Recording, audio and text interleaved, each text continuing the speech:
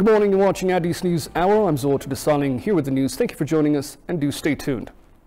Prime Minister Abiy Ahmed in a statement said that the Green Legacy Initiative has delivered results, particularly in fostering a green culture. He highlighted it takes commitment and proactive engagement at all levels of society. Perhaps this is one defining moment where Ethiopia has been successful in mobilizing at every level. Every corner of our great nation took up the national call to plant 20 billion seedlings in a 4-year period. Fortunately, Ethiopia has planted 25 billion seedlings in 4 years, surpassing the set ceiling. More than 25 million Ethiopians across the country rolled up their sleeves and have shown up to prepare seedlings, dig pits, plant, and then nurture them to survival and growth.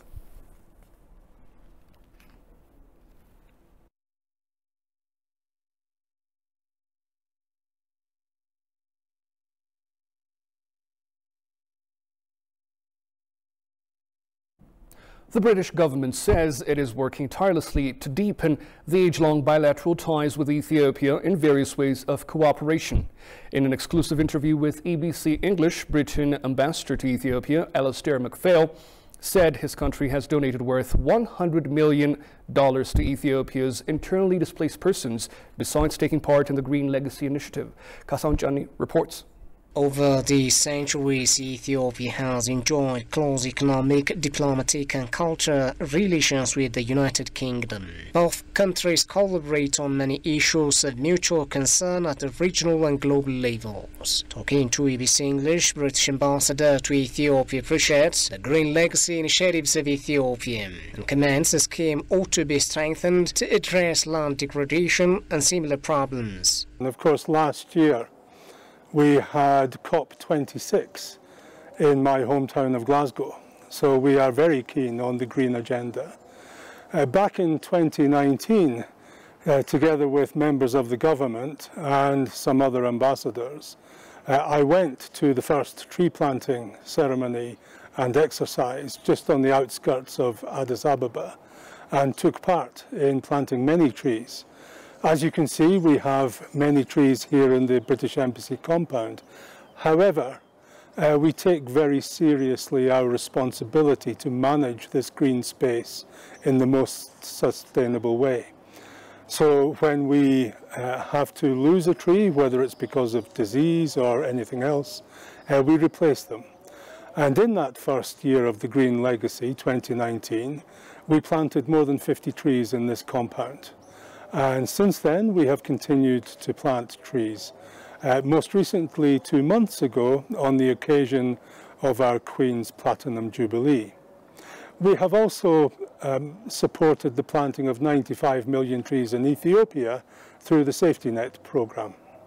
According to the ambassador, historically, Ethiopia and the United Kingdom have enjoyed rich diplomatic relations covering a range of areas including trade, culture, education and development cooperation. The ambassador also stated the British government has donated $100 million to help the internally displaced people in the northern part of the country. We've been helping in any way we can. So we have provided almost $100 million of funding for the internally displaced people in Afar, Amhara and Tigray.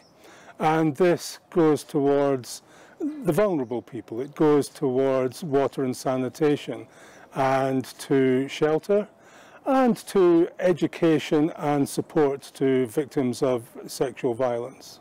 He mentioned the role that British forces played in Ethiopia's fight against fascism during the Second World War. Thus, bolstering the age-long ties of Ethiopia and the UK is critical, both in difficult and good times, to address common agenda.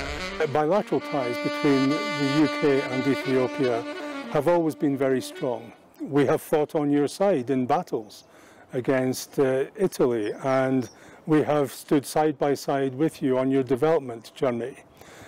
We've had this compound for more than a century. In fact, my house was built almost 120 years ago. I can trace my predecessors in this very job for more than 1¼ centuries. In all that time, we, the UK, have been happy to stand together with our Ethiopian friends and partners through difficult times as well as good times. We have had our largest development programme in the world here in Ethiopia, and it remains the largest regular development programme in the world for the UK. We have worked very closely with government, but also outside government, to help with development, whether it is water and sanitation, women and girls, health, education, you name it, we have tried to help. So I would characterize our friendship and our partnership as long-standing and strong.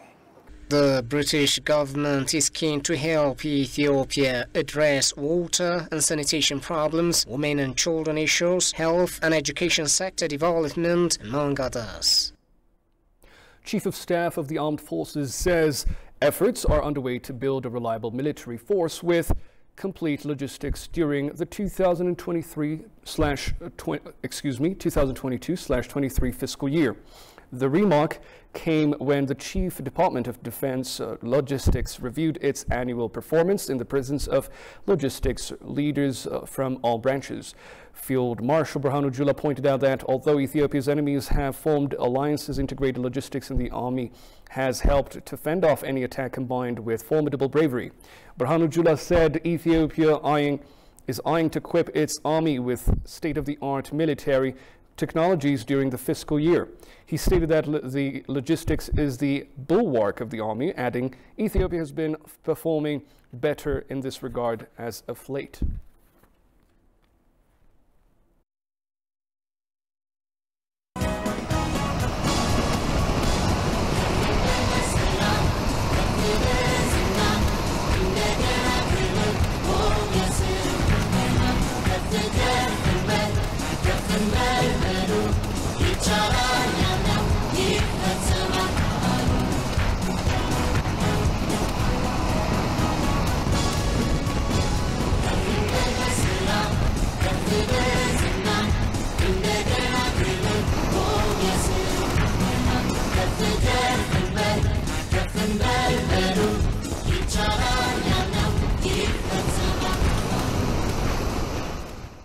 A high-level delegation of South Sudanese security and civil officials who are on a 3-day working visit to Ethiopia visited the Grand Ethiopian Renaissance Dam project site.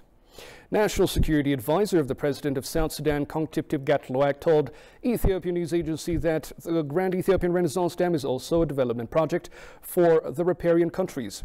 The President's senior security advisor, who came for a visit during their visit, confirmed that the Renaissance Dam is a project that binds the neighboring countries by force. He stated that issues arising around the Grand Ethiopian Renaissance Dam should be resolved through negotiation. Therefore, the Grand Ethiopian Renaissance Dam is a project that requires the sacrifices of Ethiopians, but it also benefits the countries in the basin. The Sarbet Gofa Mazoria Pushkin Gotara Interchange Road project was inaugurated on Monday with the attendance of the mayor of Addis Ababa City, senior government officials and invited guests. Speaking on the occasion, Adanich Abebe, mayor of the Addis Ababa City administration, said the road is the first modern and qualified road project in the capital. Shagai Mato has the following account. The Sarbet Gofa Mazoria Pushkin Gotara Interchange Road project has a length of 3.8 kilometers and width of 30 to 45 meters with a capacity of accommodating a large number of vehicles, including bus rapid transit services at a time. The road has 320-meter long underground cave system. The completion of the road project is part of the city's endeavor to tackle transport challenges in Addis Ababa. Speaking on the event, Adanech Abebe, Addis Ababa City Mayor, said the completion of the road project is the first modern and qualified road project in the capital. The Sarbet Gofa Mazoria Pushkin Gotara Interchange Road project is the most modernized and qualified project than all other road projects we have so far in the city. This project is completed as per the allocated budget and time. This indicates the city's capacity of completing big projects amid various challenges. This is one of the projects to realize the beauty of the city as its name. Chargé d'affaires at the Chinese embassy in Addis Ababa, Shin King-man, for his part, stated that the completion of this road project is a testimony of friendship and cooperation between Ethiopia and China. This road, before all of our eyes, is a symbol of cooperation and friendship between China and Ethiopia. The two countries have adopted development strategies that are highly compatible, like the Green Legacy Initiative and the homegrown economic reform agenda of this country. And we two sides also have engaged in fruitful cooperation that sets the pace not only for our bilateral cooperation. The city administration further announced that it is building 282-kilometer asphalt roads with the expense of over 28 billion birr to lessen transport challenges across the city. The National Electoral Board of Ethiopia discussed with stakeholders on ways to hold upcoming local elections. The discussion is underway in participation of political parties and more than 160 stakeholders. The National Electoral Board of Ethiopia chairperson Birtukan Mideksa highlighted the significance of the local elections for the democracy building process. According to the chairperson, the discussion is aimed to identify problems and garner inputs for potential revision of legal documents ahead of the polls. According to the chairperson, the local elections would enable citizens elect representatives, Kabale, Warada, and zonal assemblies.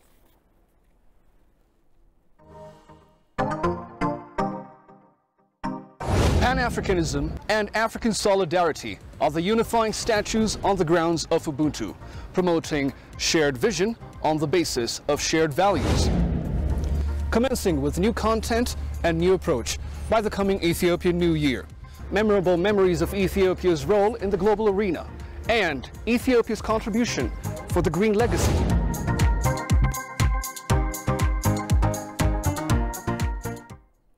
The government of Japan has signed a grant agreement of $86,584 to assist the expansion of Jijjiga Medical Worker Vocational Training Center in Somali Regional State. Japanese Ambassador to Ethiopia Ito Takako and Dr. Abdullahi Abdi Mohammed, Executive Director of Human Concern Organization, a local NGO working in Somali region, signed the agreement. The assistance aimed to accommodate the growing number of health professionals in Jijjiga Health Science College who are needed in the town with increasing population growth. According to the Ethiopian news agency, the implementation of the project expected to result in the increase of knowledge and health practices of individuals and local communities in the Somali region.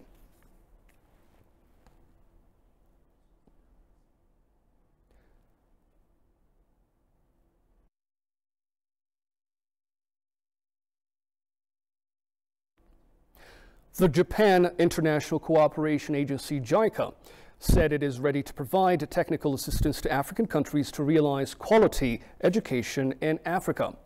JICA and the African Union Commission launched a lecture series Zoom discussion on Monday. Haptama Shagri has compiled the following report. The first is the democratization under the occupation policy. This is a Zoom lecture discussion that has organized by JICA and African Union Commission. The objective of the discussion is to give good practice of Japan in the education sector. Speaking on the occasion, senior researcher, advisor of JICA, Noboku Kayashima, said JICA is committed to work with African states in priority areas. JICA's educational cooperation includes 4 priority programs. These are areas selected based on the current development needs of developing countries and Japan's own educational history and strengths in educational development. According to Naboku, African countries need to maximize their effort to adopt education curriculum that recognize their homegrown knowledge. Yumuko Yokozika, who is the director of UNESCO, for her part stressed African countries need to improve the quality of teaching materials at every education level. The development of textbooks and the learning materials. Number 2, program for educational improvement through community-wide collaboration. And number 3, program for improving and expanding education for the vulnerable groups. And number 4, program for strengthening leading universities. These are an excellent match for the current needs in the African continent.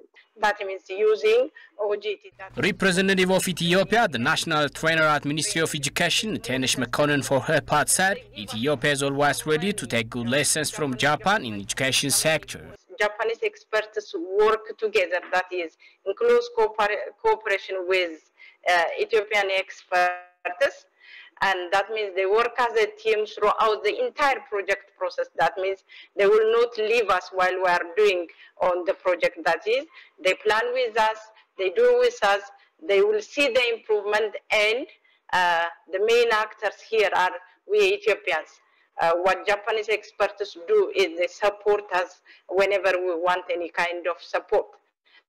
The second unique thing that I have to observe in Japanese education support is ensuring sustainability. That is, using existing structures. That means they will not form additional ad hoc committees. Instead, for example, we are working in mathematics and science center, improvement center, and they use the same center and they use offices around there, and therefore they will not form ad hoc committees or more ad hoc committees. The Japan International Cooperation Agency, JICA, jointly working with African countries in various thematic areas to improve the lives of Africans, it was learned. The U.S. Education Mission, a group of 27. Ethiopia is implementing a green legacy initiative over the past 3 years. The nation target is to plant over 20 billion young trees across the country. This project invites neighboring countries like Eritrea, Somalia, Sudan, South Sudan, and Kenya. Ethiopia's microeconomy remains hopeful despite many challenges. ETV English will look into this in greater details through fresh stories and news analysis. Coming to you this August. In August, top stories on Addis News Hour. After the conflict in the northern parts of Ethiopia, TPLF is preparing another wage of war against Ethiopia. ETV Language is discussing these matters with professionals, experts, politicians, even government officials. We brought this information on Addis News Hour. Stay tuned to ETV Languages. The Assistant Foreign Affairs Minister of China, Hua Chunying, said China will deepen its cooperation with developing countries for mutual prosperity. The Assistant Foreign Minister made the remark at the opening ceremony of China International Press Communication Center 2022 program. The event was held in Beijing under the auspices of the China Public Diplomacy Association.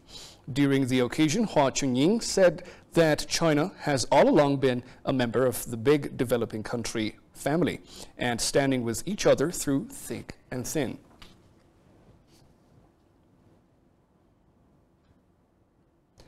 Kenya's Electoral Commission chairman has declared Deputy President William Ruto the winner of the close presidential election over five-time contender Raila Odinga, a triumph for the man who shook up politics by appealing to struggling Kenyans on economic terms and not on traditionally ethnic ones. However, chaos emerged just before the declaration when the Electoral Commission's vice chair and 3 other commissioners told journalists that they could not support the opaque nature of the final phase. The sudden split in the commission came minutes after Odinga's chief agent said they could not verify the results and made allegations of electoral offenses without giving details or evidence. Odinga didn't come to the venue for the declaration. Now, Kenyans wait to see whether Odinga will again go to court to contest the results. Waste pickers at Kenya's Dandora dump site are going through some severe health issues like cancer and infertility. On a daily basis, nearly about 10,000 women and children work through the garbage each day. Jerusalem Bezha has more from WION, India's first global news network.